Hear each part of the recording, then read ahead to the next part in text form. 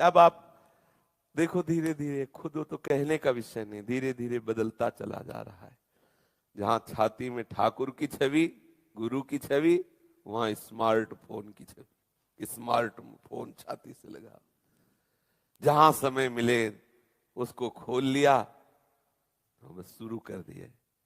पहले था बार बार झांक के ठाकुर को देखा, दुलार आ सकती, एकांत में सामने ठाकुर को रखे रो रहे हैं, दुलार कर। अब एकांत में उसी इतने इतने बड़े भी होते हैं मोबाइल, हमने देखा इतने इतने बड़े मोबाइल, अब उसी में पूरा विश्व देखो। कितना बड़ा, कितनी बड़ी सिद्धि है आज के साधकों में। तुरंत अमेरिका देखो लेवल, जो ध्यान लगाने की जरूरत नहीं, आगे सामने कैसे सिद्धि हो, कैसे भगवदाकार वृत्ति हो। सोचो, जहां मन ऐसे ही सब सात्विक वातावरण में हमें चंचल करता है, वहां संपूर्ण संसार का प्रतीक स्मार्ट मोबाइल हो और इंटरनेट का सहयोग हो, फिर वो भगवान की कैसे वृत्ति स्मृति अखंड रख सके। मुझे तो लगता है बड़ा असंभव सा है, क्योंकि इतना आकर्षण और सहज में हर विषय। अगर सावधान साधक नहीं है तो ये कलयुग की चाल मोबाइल है, बहुत जल्दी उसे भगवत विमुख कर देगा। जितनी भी असत वासनाएं बढ़ाने वाली वृत्तियां वो सब मिलेंगी। इसलिए साधक मोबाइल से सदप्रयोग करे। कोई भी वस्तु केवल दोष युक्त नहीं होती, उसमें गुण दोष दोनों होते हैं। उपासक वही संत हंस गुण गाहे पे परिहरि वारी विकार। अब जैसे मोबाइल से बाहर रहकर सत्संग भी सुनते हैं लोग, मोबाइल से गुरुजनों की इष्ट की छवि भी रखते हैं, मोबाइल से हम तत्काल किसी संत से बात कर सकते हैं, कहीं सूचना दे सकते हैं, कोई अपना प्रश्न हल कर सकते, बहुत सी ऐसी सुविधाएं। आप किसी समस्या में हैं तो वहां एक आप दूसरे को सूचना दे सकते हैं। तो आप अगर सद्गुण ग्रहण करें तो कोई पतन नहीं है, लेकिन प्रायः इतनी इंद्रियां बलवान हैं कि वो फिर फिसला देते हैं। कई ऐसे चैप्टर हैं इस समय वातावरण में जो हमारे परमार्थ के लिए बहुत हानिकारक है। साधक सावधान रहे। महापुरुषों का पहला तो सानिध्य नहीं मिल रहा, दूसरा हमारा आहार दूषित हो रहा, तीसरा संग दूषित हो रहा है। इन सब के कारण हमारा अखंड चिंतन नहीं चल पा रहा। देखो भला, अखंड चिंतन, जब अखंड चिंतन चलेगा ना तो किसी से बात करना अच्छा नहीं लगेगा। वो थोड़ी थोड़ी देर में कुन्नु कुन्नु बजता रहता है मोबाइल, जिनके पास मोबाइल होते हैं ना वो बजता रहता। और ना भी हो तो अगर रख के आप थोड़ा पाठ भी करने गए हो तो पाठ के बाद आप अंतर्मुख होके ये नहीं देखेंगे कि मेरे मन में क्या चल रहा है, वो मैसेज किसका आया, वो फौरन भाग करके उसमें देखने का मन, क्योंकि देखते हैं ना साधु, वो उसमें देखे किसका मैसेज आया, क्या बात आई। तो बहुत सावधान रहा जाए।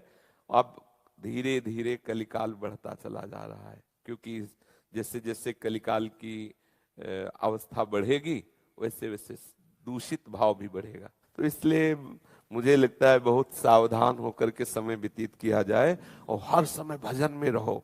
मोबाइल का सिर्फ उतना प्रयोग करो जितनी आवश्यकता है। उसमें जैसे साधक होकर आप गेम खेलो, साधक होकर उससे मनोरंजन करो। क्या साधना करो भैया, भले 2 घंटे आप माला चलाए और इसके बाद जाके उसमें मनोरंजन। हमें मन को प्रियालाल तक पहुंचाना है। हमारा मनोरंजन का विषय प्रियालाल है। प्रभु को कहा गया भक्त मनोरंजन, जनमन रंजन कहा गया ना। तो मनोरंजन, हमारा मनोरंजन कहाँ होना चाहिए? प्रियालाल से, प्रभु से।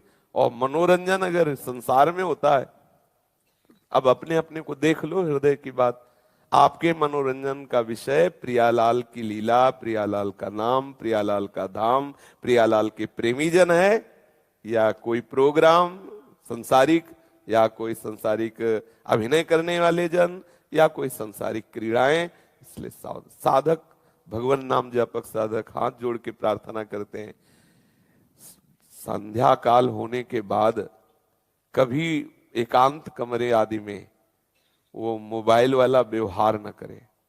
क्या होता है कि जिससे एकांत कमरे आदि में तो कोई शासन करेगा नहीं, कोई देखेगा नहीं।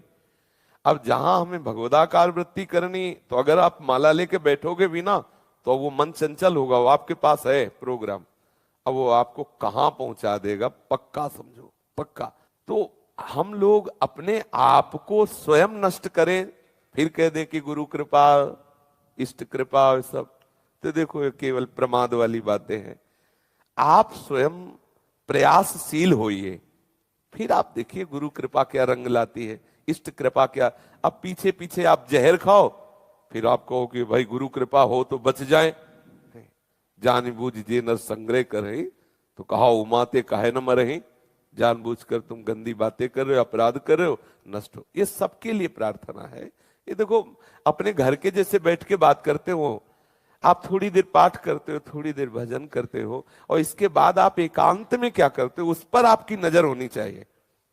आपका समाज, अब आप यहां उपद्रव करोगे तो डांट पाओगे, अगर हम कुछ उपद्रव की बात करेंगे तो अवहेलना होगी, निंदा होगी। लेकिन कमरे में, पर्दे के पीछे, पर ये बात, वहां हमारे ऊपर सीसी कैमरा लगा हुआ है, ये आप देखिए, आपका गुरु देख रहा है, आपका इष्ट आपको देख रहा है, क्योंकि आपकी बात उन्हीं से तो बननी है, हरि गुरु कृपा से ही तो बननी है। ये समाज क्या दे देगी, अभी प्रणाम करेगी जय हो जय हो, और पीछे जलोगे, पीछे जो पाप आचरण कर रहे भोगोगे, और एक दिन यही समाज तुम्हारे मुंह पे थूकेगी, क्योंकि वो बहुत चतुर खिलाड़ी नटवर है, ऐसी जगह फंसाएगा कोई बस नहीं, कोई आश्चर्य की बात, न तुम्हारा रुपया काम आएगा, न तुम्हारा जन समुदाय काम आएगा, न तुम्हारा ज्ञान काम करेगा, न तुम्हारी सिद्धि काम करेगी, क्योंकि पीछे पर्दे के वो सीसी कैमरे से देख रहा है। और जब उसका हिसाब पर्दे के सामने आएगा तो सब कहेंगे कि यार ये तो बहुत गलत नहीं होगा। हमारे मालिक के हिसाब में कभी गलती नहीं होती, पक्का समझ लेना। इसलिए उपासक को डरना चाहिए।